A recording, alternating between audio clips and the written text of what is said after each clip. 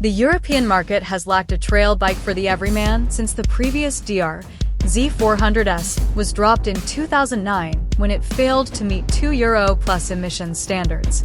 It has been on sale in the USA with far more relaxed tailpipe emissions standards until 2024, where it remained a top seller for Suzuki.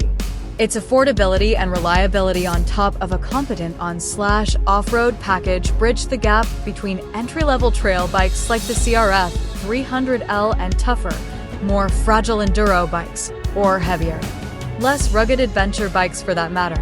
The DRZ400S is more than a warmed-over 25-year-old machine. The chassis is all new, while it's now equipped with fly-by-wire fuel injection with traction control/ride modes in tow. The engine is a serious evolution of the previous model. It shares fundamental layout and a few parts, but 80% of them are new in order to simply maintain performance while making it cleaner. The existing overseas DRZ must emit 82% less CO2, as well as 80% less NOx, not to mention reduced noise. So peak figures are all but identical. There's a little extra power early in the rev range, but the DRZ400S isn't here to tear your head off. It's about usability, capability, and fun, and the package around the unchanged output is what modernizes Suzuki's offering and makes us want one again 25 years later. Very little jumps out as a glaring issue. Most of the time it's able to traverse any trail, nursing the fledgling skills of an off-road novice or stepping up to the demands of seasoned dirt shredders. The new electronics aren't just mandated, nannying safety devices. The ride modes are somewhat gimmicky, but the gravel mode for the traction control allows a considered amount of wheel spin typical of the slippage you'll experience when climbing a slope or powering through a loose top layer. It essentially cuts in at the point where you'd get a wild rev spike or a bigger drift that could catch out the inexperienced. If you're comfortable in your ability to play with rear traction, it won't be needed, and it's easy to disable fully. But if you're starting out on the trail, it allows you to be bolder with throttle openings, knowing it won't spit you off, but also won't put the dampers on a spirited ride, allowing you to safely get a feel for traction. It's easy to ride, with more power and fewer limitations than budget trail bikes, puts a massive smile on your face, and has better road manners than an enduro bike, increasing your ability to travel to the best off-tarmac routes. KYB supply a 46mm fork and ProLink monoshock. The swing arm is aluminium, the brakes are from Nissan. It's middle-of-the-road kit, but very good. The spring and damping rates fit the brief well.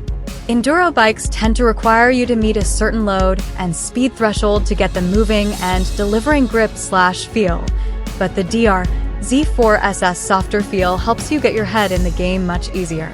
But once you're on the pace, it doesn't struggle with insufficient support.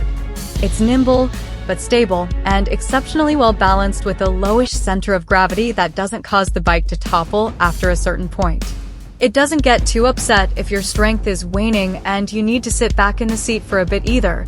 It gets a little fidgety, but it'll still turn and traverse rough spots without beating you up. IRC dual sport tires are fitted as standard. Specifying tires for a bike like this is a thankless task. Every customer will desire a different mix of dirt/tarmac ability, and the terrain, even with a single market, will differ by region. DRZ400S will likely see the forests of Wales, the desert in Utah, and city streets the world over. As they are, the IRCs coped admirably with a mix of rocky, gravelly, and loamy spots on the launch in Oregon, USA, as well as staying hooked up on both wet and dry tarmac between dirt sections. Najari's single track is easy to navigate, as well as nose along fire roads at speed. Following the guide rider with intimate knowledge of the trail, with speed to match, I made a few incorrect line choices, but the Suzuki allows you to rectify your mistakes. The brakes are superb. There's enough power if you squeeze harder, but there's a progressive build from a soft initial touch that allows precise matching of braking effort with the traction available. One steep, loose descent had my eyes widen while certain other muscles contracted. But the ability to moderate the rear brake allowed me to control my speed without issue, able to steer between trees and get down in one piece, smiling instead of grimacing. It sucks up gentle jumps and humps you'll encounter in the forest. And the soft initial stroke makes bouncing the front end to pop over such obstacles easy. Ease, that word again, but that's a core part of the DR-Z400S appeal. It'll be a great companion for gentle greenlanding, but it'll handle more serious riding too. An unchanged output and gear count. Just the 5 sounds underwhelming on paper, but the reality is different. Remember, this isn't built for competition with hard-hitting power. It's built to accommodate a wide variety of riding ability in the dirt. Friendly power and torque spread widely over the rev range is the name of the game. The DR-Z400S has that. The previous DRZ400S had a 36mm carburetor, or 41mm on the warmed-up DRZ400E, while the DR-Z400S breathes through a 42mm throttle body.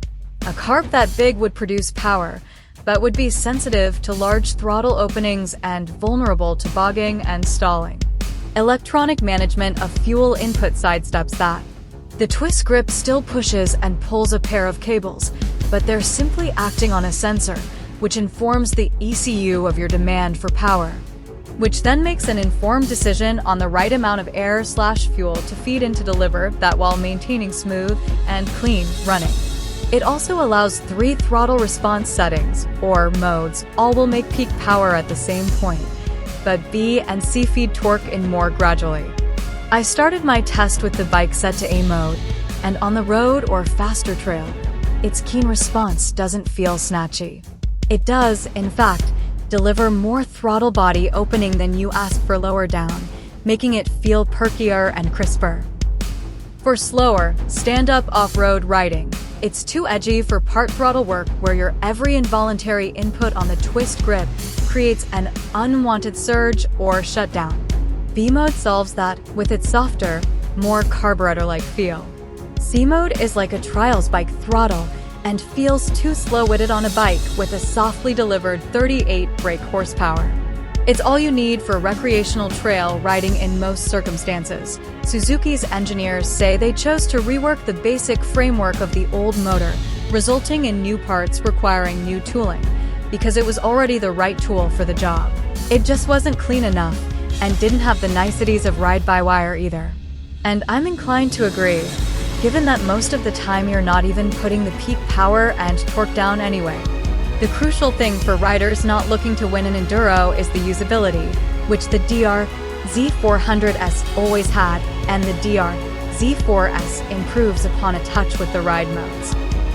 There's a new clutch, making life easier too, a slip/assist unit that uses 2 ramp mechanisms. One increases pressure on the clutch plates with RPM, meaning it can hold power without the need for heavy springs, resulting in a light, one-finger clutch action. The other partially disengages the plates on the overrun, helping prevent excessive back torque from locking the rear wheel. Suzuki addressed the lack of a 6th gear on this new model with 2 lines of reasoning. The first being that they don't believe the typical user will need the extra speed range of a 6th gear. The second is that they didn't want to add weight, bulk, and cost to the engine. Both plausible, but it's an outlier with a 5-speed, and it does start to feel a bit strained over 65 miles per hour.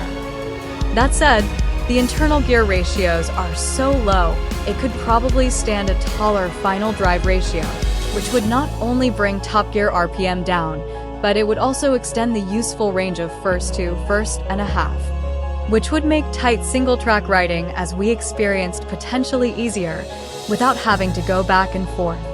Suzuki has recently introduced a 7-year warranty for its road bikes, and the DR-Z400S is included despite the inevitable rigors of off-road life most will be subject to. 3,750-mile service intervals are fairly typical for smaller capacity bikes used off-road. That's a lot of sub-50 mph green-lane thrashing, and service costs are low for any engine like this. Outright reliability remains to be seen with this new generation, but given there is no change in peak output compared to the old DRZ400S, itself broadly reliable, neglect notwithstanding. The more modern engineering introduced in certain areas should solidify its credentials. The DR-Z400S is still built in Japan, and the fit and finish backs that up. It's well put together, and the launch bikes weren't showing signs of early wear from boot/dirt abrasion around the frame, which is something we've seen on the likes of the DRZ400S pretty early on. Mirrors, switchgear, and clocks are of a respectable standard for a trail bike, and the headlight is surprisingly bright despite its tiny size.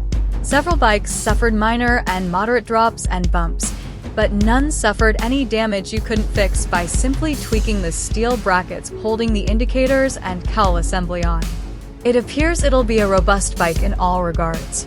UK pricing hadn't been set at the time of writing. The European RRP equates to £8,200. If we had to guess, we'd say Suzuki GB is working to get that down a touch more, but that remains to be seen. On the face of it, it's a reasonable chunk of cash for a sub-40 bhp single, but its spec is somewhat unique. On one side, you have Britain's most popular new trail bike, the DRZ400L, the 5,899 pounds, 26 brake horsepower, 142 kilograms single continues to find buyers for its outstanding value and novice-friendly feel. For 6,599 pounds, you can opt for the rally version that brings nothing more than a fairing. There's a clear gap in performance, not only power, but chassis-wise, and the Honda only has ABS. It's fine for gentle plodding, but owners often find themselves hitting its limitations or outgrowing it. It's built in Thailand to a more basic level of finish too. There's also Beta's 300 cubic centimeters two-stroke X-Trainer for 6,795 pounds, which isn't the angry smoker it may sound, but a light, forgiving trail bike in the same vein as the Suzuki. The engine configuration limits its appeal, though, particularly if road use is on the agenda. On the top side, KTM's 690 Enduro R comes in at 10,399 pounds with 73 brake horsepower and a high-grade chassis.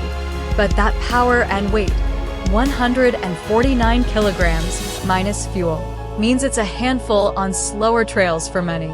It's set to be joined by the Indian-built 390 Enduro R for 5,699 pounds, which claims over 40 brake horsepower with high-grade suspension, but there's no telling when, or if, it'll arrive given KTM's problems in 2025. They've got a big job to rebuild customer confidence, too. All of those considered, the Japanese-built, well-spec'd Suzuki is probably fairly priced, but ultimately the market will decide. General running costs should be low. Service intervals are 3,750 miles, which is less than half the DRZ400S theoretical 8,000-mile spacing. But few owners allow a small single that spend a lot of time working hard, with minimal oil capacity, to go that far anyway. Suzuki's 7-year warranty applies here too. Claimed fuel consumption is 80 miles per gallon, probably close to achievable on a sensible road ride, though consumption in the high 40s was typical on our trail-heavy ride. Trail bikes are Spartan by design, but the DRZ has most of the features you could reasonably hope for. The Rider Aids package is a plus, as is the mid-level KYB suspension with a full house of adjustment, and Nissan braking that leaves nothing to be desired. It's hard to think what else it could reasonably have. Folding mirrors might be handy, and we're hoping it spawns a rally-style variant with a tower front fairing. The lack of 6-gear could be a deal-breaking omission for some, though taller final drive ratios may alleviate that. Suzuki has a basic range of accessories, too. A sump guard, hand guards, and small rear rack are likely to be the most popular. It's some way short of the extensive hop-up parts book KTM tends to offer, but they're perhaps not the best business role model for the Japanese to follow.